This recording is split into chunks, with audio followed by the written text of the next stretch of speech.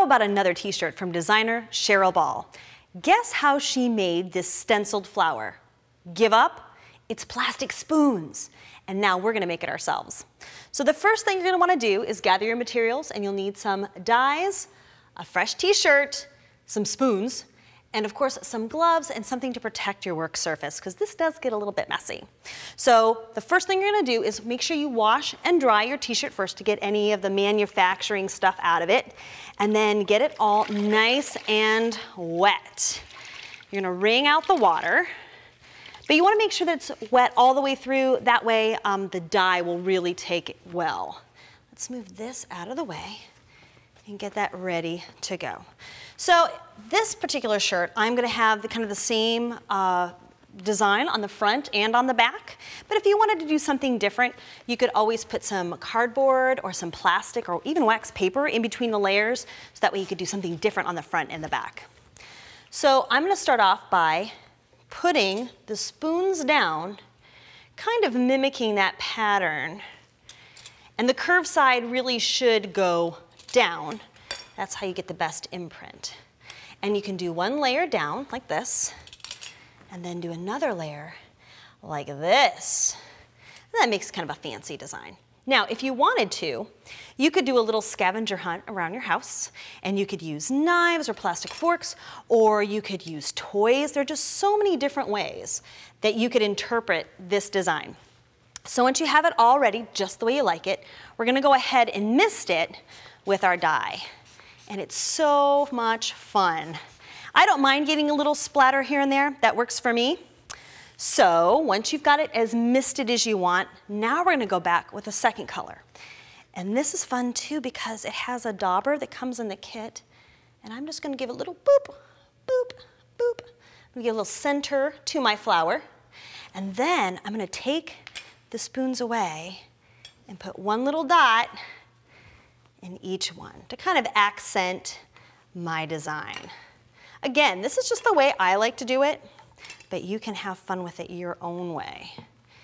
It'd be fun to do different colors for different members of the family, or like I said, find other pretty shapes. And there we go. So now the next thing we're gonna do is go ahead and mist it with this color fixative product. And what that'll do is make sure that the dye really soaks in and grabs on and stays put, so that the next time you wash your t-shirt, it's just the way you want it to be. Just like so. Now what we're gonna do is go ahead and let this dry, and then you're gonna wash it according to the directions on the dye bottle. This is so much fun. I'm inspired right now to make another one. So let's pull this off so we can let it dry and move some things out of the way. Let's make another one. This one we will do maybe for some of the guys. I know that my son loves patriotic everything.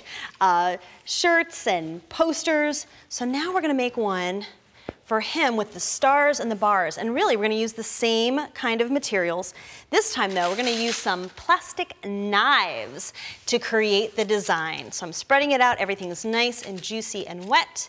And I'm just going to lay the knives right across. Isn't it amazing to think that you have all of these crafting materials and supplies in your kitchen or hanging around your house? So I'm gonna make some stripes. That looks about right, doesn't it? And then let's make some stripes over here across the arm, like so. Oh my gosh, I'm having so much fun. Then we're gonna go ahead and spray it again with this beautiful, luscious red. And oh, my fingers are in the way. I'm gonna get a little more spattering. That's good though. I kinda like that. And I'm gonna go ahead and make sure I get the arms. Now, if you don't like to get the arms, that's okay too. You can tuck them under. It really is your personal design. So then over here, where the stars would go, I'm gonna use this blue again and make little dots to kind of get the feeling of the stars and the bars. If you wanted, you could even finish it up, let it dry, and then maybe add some stars with white puffy paint. Or, well, I wouldn't use sequins if it's for my son, but you could definitely zhuzh it up any way you want to. And there you have it. So much fun. All right, let's remove those knives and see how the pattern looks. So so much fun. Look at that. Now, let's not forget, we're gonna go ahead and do that spray fix so that the die stays in place.